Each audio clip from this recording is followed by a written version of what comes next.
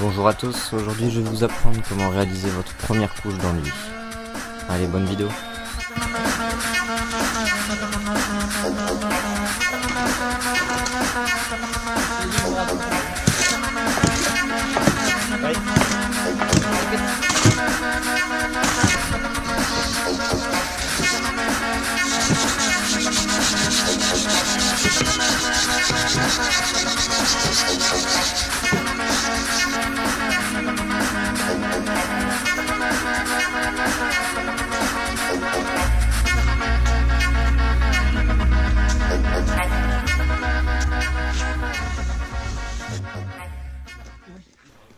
Comme vous venez de le voir précédemment, avant de démarrer n'importe quel enduit de mur, l'étape la plus importante c'est de bien préparer vos supports.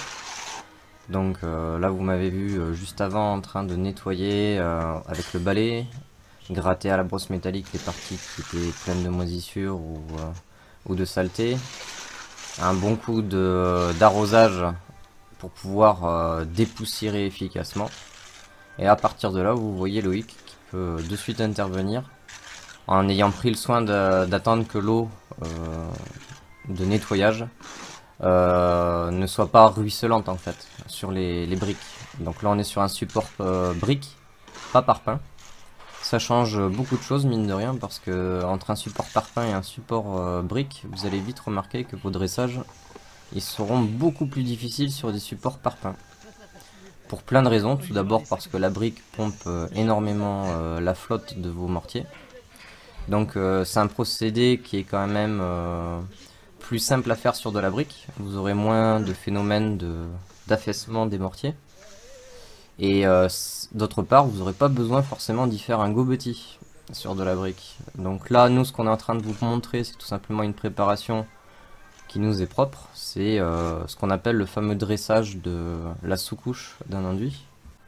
Pour enlever tout doute à ce sujet, d'ailleurs, je vous montre un autre chantier que j'avais filmé aussi, parce que je me doutais que ça allait interpeller pas mal de gens de montrer un enduit en 2 couches, sans gobetis pour de la brique. Mais vous allez comprendre, en fait, c'est un autre chantier où on m'avait demandé d'enduire sur des parpaings en bloc à bancher. Donc c'est du parpaing, mais le problème avec les parpaings, c'est que c'est des supports très finalement glissants et qui retiennent énormément l'humidité. Et quand vous allez faire vos enduits, je vous conseille vivement de faire ce qu'on appelle un gobetis. C'est donc un enduit toujours fait au 0,4, extrêmement dosé. Et vous voyez, il n'y a pas d'épaisseur en fait, c'est vraiment salir le support pour créer de l'abrasion et de la rugosité. Bon, fin du petit intermède, on revient donc sur notre mur en briques. Si vous arrivez à bien suivre la situation, Loïc en fait il procède différemment de moi. Il utilise sa diane pour bien écraser au départ le mortier finement, c'est l'équivalent d'un beurrage finalement. Et après il fait une deuxième passe avec la diane pour donner plus de corps à l'enduit et lui amener une réelle épaisseur. Donc en termes d'épaisseur finie de ce que vous voyez en vidéo, on est sur l'équivalent de 1 cm, 1 cm et demi par endroit. Ce qui est largement convenable et suffisant dans l'idée de ce qu'on doit faire pour ce mur.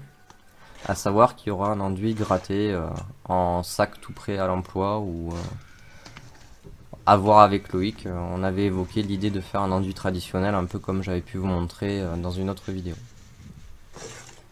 Donc là Loïc, une fois qu'il a commencé à dresser le mur, en fait il s'est retrouvé dans une situation... il y a les charpentiers qui nous ont explosé les hues, en fait, c'est des hues de chaînage. Sur les hues de chaînage, en fait, les bords des hues sont en céramique, en brique, on va dire. Et avec les tire-fonds, ça a fait éclater l'un des bords. Donc Loïc a préféré y mettre un treillis en nylon pour éviter ce phénomène de fissuration, puisque la brique elle a été légèrement éclatée par le tire-fond de la charpente du poteau, lors de la pose du poteau tout simplement. Donc une fois qu'il a laissé tirer un petit moment, en fait, vous remarquerez l'étape la plus indispensable, c'est tout simplement de jamais foncer trop vite. Il faut constamment guetter le tirage du mortier. Il faut que la prise soit régulière, et le travail en fait du mortier, j'entends par le travail, c'est se servir d'un outil pour pouvoir arriver à une finition voulue en fait. il faut que le mortier fasse sa prise régulièrement et que vous loupiez pas ces étapes de prise pour pouvoir former votre mortier.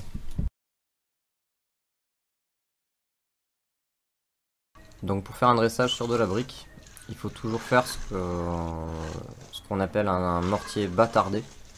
Mortier bâtardé, donc c'est un mortier qui contient et du ciment comme liant et de la chaux. En l'occurrence, il y a un produit qui est formulé dans le commerce qui marche très très bien. C'est donc le bâtiliant.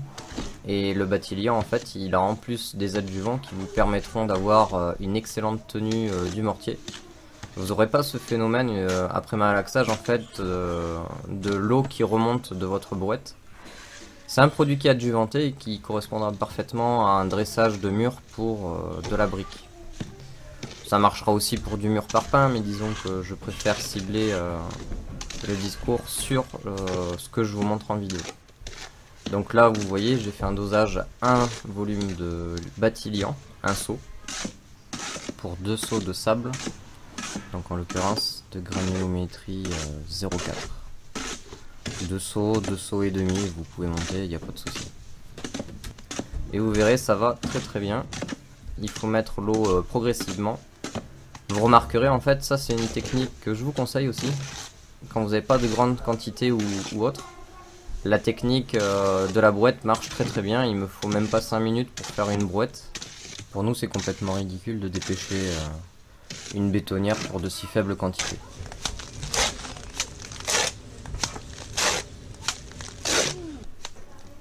Donc là c'est une situation vraiment intéressante parce qu'en fait vous avez remarqué que Loïc a une technique d'enduire qui est pas forcément la même que moi. Moi je suis partisan de projeter l'enduit. Coucou Nina. Je suis quand même partisan de projeter l'enduit, en fait ça permet de chasser l'air. Et de toute façon même très clairement je me sens bien plus à l'aise. J'ai l'impression de travailler plus efficacement. Ce qui ne veut pas dire évidemment que Loïc a tort, au contraire, il y en a beaucoup qui font aussi comme lui. Et c'est aussi efficace finalement. Disons que c'était une belle illustration de ce que je vous dis souvent, c'est il n'y a pas de technique qui soit meilleure ou moins bonne. La meilleure technique c'est celle avec laquelle vous allez réussir à faire un travail. Donc faut vraiment pas faire de fixation là-dessus. Là c'est une belle illustration aussi de ce que je dis souvent, donc du coup donc là je projette le mortier, mais pour les arêtes en fait c'est particulier, il faut pouvoir les charger progressivement et en fait j'y vais par petites passes pour pouvoir laisser un certain temps de figeage du mortier. Pour pas que le mortier en fait il s'affaisse, parce que dans les angles en fait il va vite avoir tendance à être chargé sur 2 cm et demi, 3 cm, ce qui commence à déjà faire vraiment beaucoup pour une arête.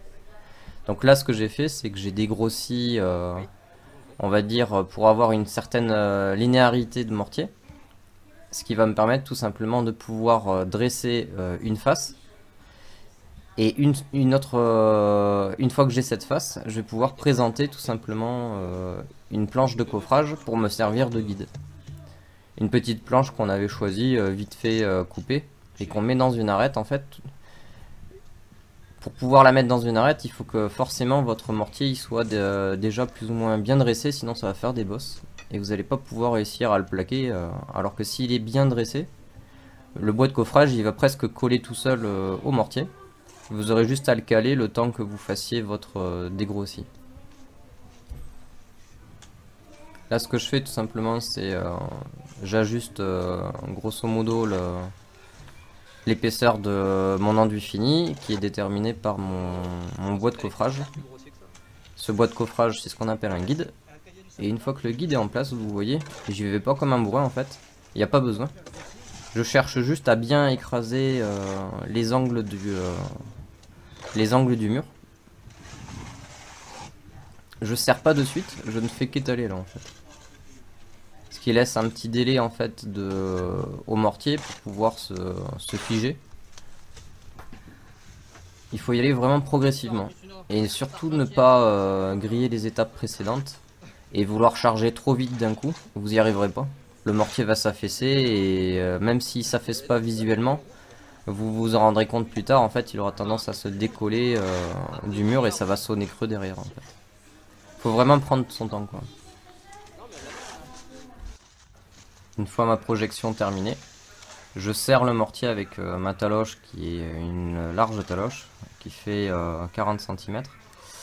Et elle me sert de platoir et une fois que j'ai projeté, en ayant attendu un certain laps de temps, ça me permet de bien écraser le mortier.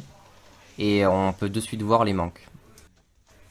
Donc vous l'aurez remarqué, on ne met pas de scotch parce qu'en fait si on humidifie au préalable les menuiseries, qu'on fait bien gaffe à la projection, vous vous rendez compte que ponctuellement il y a juste besoin de donner un tout petit coup de pinceau avec de l'eau pour tout nettoyer.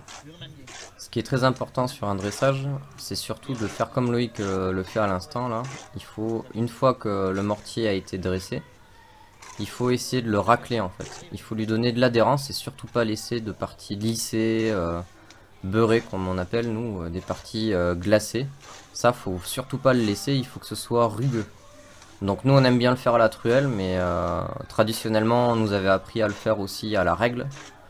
Vous attendez, mais vous y mettez un gros coup de règle et tout, mais bon, étant donné que nous on préfère, on a besoin d'aller vite, c'est pas un chantier qui mérite de sortir la règle pour faire un truc nickel et impeccable. Étant donné que c'est nous qui avions bâti le mur, on sait très bien qu'il n'y aura pas d'écart de folie pour l'enduit de finition. Donc on préfère utiliser la technique de racler avec le dos de la truelle. Et ça marche très bien.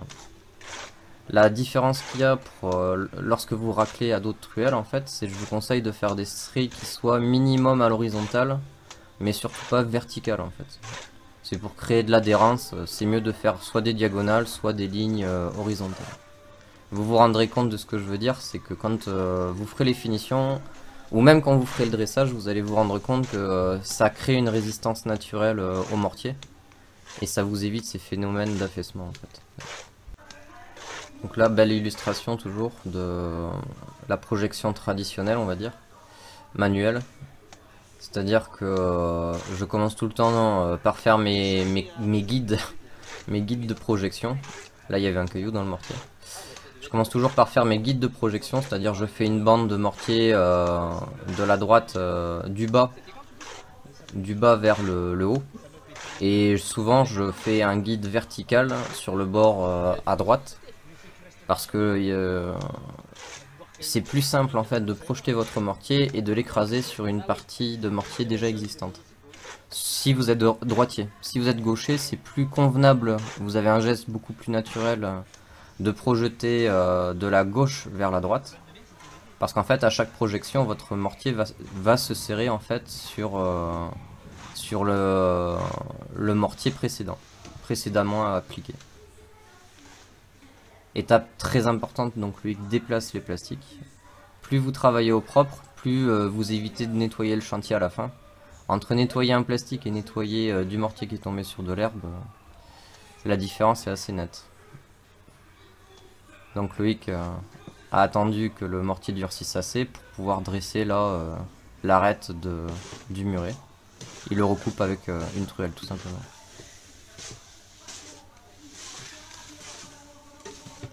Le temps qu'il est dressé donc cette arête, 5 minutes plus tard il peut revenir. Et il est tout simplement en train de talocher le mur que l'on venait de projeter, d'enduire. Parce qu'en fait si vous talochez en suivant, talocher ça a que des qualités. Talocher ou alors serrer fortement à d'autres truelles. C'est très important en fait vous le voyez pas forcément hein, quand on le fait, mais le minimum syndical c'est d'écraser à d'autres truelles. En mettant la règle bien à plat. Là, Loïc n'est pas en train de le serrer, le mortier, il a déjà été serré, il est en train de le recouper. Voilà. Le mortier a été taloché, donc ça sert plus à rien de le serrer. Il a égalisé le muret, donc il est juste en train de le rendre rugueux. Par contre, le fait de talocher un mur, c'est pour bien écraser votre grain. C'est très important de soit le talocher, et toujours pareil au bon moment, sinon vous allez le faire tomber. Soit, ce que je vous conseille, de d'abord le dresser en l'écrasant à dos de truelle. Donc la vidéo se termine. J'espère que mes explications ont été claires. C'est vraiment un cas d'école pour préparer donc sa première couche qu'on appelle la couche de dressage d'un mur en briques. Je vous conseille quand même, si vous voulez vous la jouer en sécurité, c'est de faire une première couche avec un gobetti.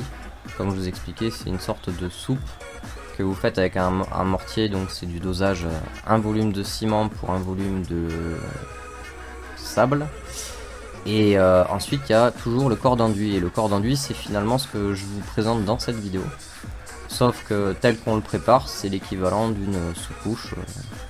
Voilà, c'est juste qu'au lieu de faire 3 couches, on n'en fait que 2. La vidéo est terminée. Je vous souhaite comme d'habitude de rester créatif. Soyez vous-même. Mais surtout, faites-vous plaisir. Allez, je vous dis à bientôt.